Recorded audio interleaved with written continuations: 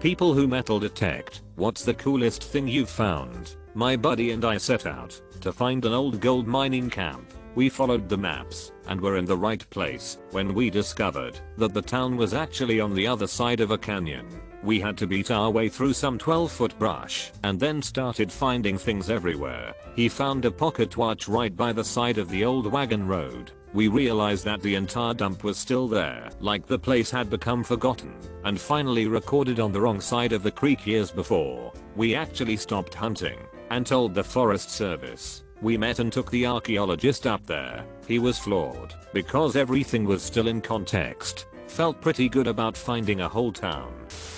I went with a friend who's big into his detecting to see what he gets up to. We spent a solid 6 hours in this one field which he was adamant used to have a Roman farmhouse. Just before we were going to give up for the day. And to be clear, we had found the odd Roman coin which was really cool in itself. We stumbled across what seemed to be really big. Anyway, long story short, we dug down and found a selection of Roman agricultural tools set out in a relatively neat formation. My friend has since gone back and found further tools as well as a huge haul of coins. This will be really underwhelming for a lot of people, but the historic tools were really cool. 15 years ago, me and my siblings found a bomb from World War II in the Belgian Ardennes, using a $30 toy metal detector. I remember walking off-road in the woods for hours, until we found a spot that looked like nobody has been there in ages. We quickly found a couple of bullets, and while I was inspecting the bullets, my younger brother age 9 saw something sticking out of the dirt. At first, we thought it was a rusty metal can, but when he pulled it out, it took us a moment to realize that he was holding a bomb. We didn't know whether it was still intact, so I instructed him to slowly put it down in a way that it could not roll off the hill and hit something. We didn't have any mobile phones, so we rushed to the nearest road which we followed to get to a village to get help. We marked the trees so we would remember where we had hidden the bomb. When we arrived at the village, we explained what happened. Luckily, they believed our story and called the local police. When he arrived, we couldn't understand a word he said.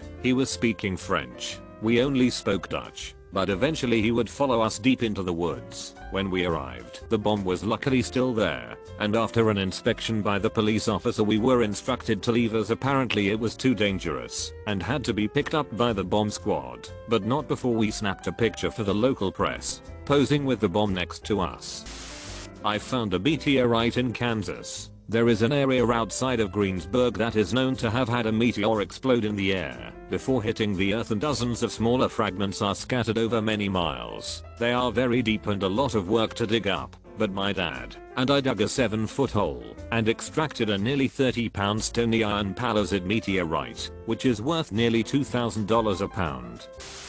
A couple of historians found some old journals about a battle in the Indian Wars and started to theorize that it happened on the farm I grew up on. They have gone out on 4-wheelers with metal detectors on sleds and found cannon shot and cannonballs. At one point where the soldiers started euthanizing their horses, they found a rower slug with 4 horseshoes. Somewhere there is a cannon, 2 Gatling guns, and a bunch of rifles that nobody has found yet. Been at it since 1999.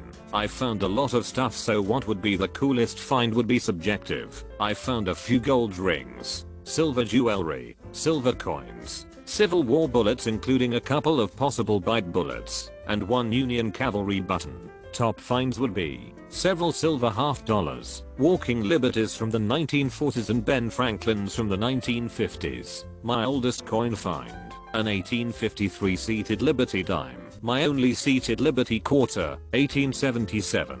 My 3 gold rings, one that has 25 small diamonds, another that is a wide band wedding ring with 3 initials carved into the outside with inlaid silver metal, and an old Herff Jones graduation/school ring that is basically a blank. Nothing carved into it, an uncrushed 1930s silver thimble. Most found thimbles are crushed. I've never found a gold coin or a silver dollar or a pocket watch or a 2-cent coin or a 3-cent coin. I live in Missouri, so finds for the area will not be as old as say in the New England states. I do know one guy who found an 1801 large cent in Kansas. I found nearly every kind of coin from the 1850s to present day. Barbers, wheaters, seateds, Indian heads, standing liberties, etc., etc. Only exceptions would be gold coins and silver dollars and some half dollars. I've posted some pics in my past Amazon and other posts, so if you search my name and metal detecting or metal detector on Reddit you will find them. I took a metal detector to my grandparents' garden when I was 10 and found some Civil War canister shot. God damned if it didn't get lost in a move a few years later. Never found anything as cool as that since then. To make up for that, I spent the next 10 years poring over war era battle maps showing the positions of each regiment and battery over the course of a particular major battle that basically crisscrossed the whole area, comparing with modern topo maps, doing serious deep dives into primary sources, etc. Eventually, I figured out the exact hill the grape shot had likely been fired from, and the side that fired it. I'm glad I got to experience finding it, at least, even though it got lost. It played a big role in my turning into a big history nerd early on. My brother was detecting just downstream from a popular swimming hole on the American River in California a couple of years ago, looking for dropped watches, phones, GoPros, etc. Got a hit, flipped a rock, and found an 11.5 ounce gold nugget underneath. Miners tore the hell out of those rivers back in the 1849 gold rush, and amateurs have been panning it ever since. So it was pretty freaking incredible to find something that big. I found a blacksmith's shop in the middle of a farmer's field. I was detecting for a historical society and their local expert told me to detect a certain spot that he calculated where the blacksmith shop would be. I did a 10x 10 foot area with only finding small pieces of slag. I wasn't convinced that the shop was there, but the expert wouldn't have it. While everyone took a break at noon, I started a spiral pattern going farther and farther from his calculations. About 30 minutes later, and 100 feet away, I got good strong signals and large slag pieces. I even found a single clay brick. One of the society members started an excavation at my spot. They eventually hit the corner of the shop's foundation. They found a hammer and tools for the anvil and the rest of the blacksmith shop. Usually just found loose change people lost at the beach. However, I did have to go find a diamond ring once. Wife of a friend who was currently deployed claims she lost it while at the beach with her girlfriends. It took me a day, but I was able to find it. She was appreciative. It wasn't until he got back that I found out that she lost it because she was taking it off while dating other men. I hated her ever since for playing me like that. Bit of a cheaters was working a site on a uni course in northern England. Discovered the end of a Roman dagger and a relatively intact boot replete with nails. Also found a beautiful fragment of a glass bangle. Beautiful turquoise blue glass with a bright yellow wave pattern painted on it. Fellow student found and urn full of silver coins. Jammy jit. Never found her anything valuable. Once found a darts trophy medal on top of a mountain. For some reason, coolest thing I found was a bunch of various sized old nails from the 1700s. They looked like small railway spikes and ranged from 2 inches long to 6 inches long. After some research I discovered that they were used to build large wooden frames and as hooks to treat and stretch out wool by sheep farmers in the mountains. This is South Wales, not worth anything, but a fascinating glimpse into a life, people and history of my local area.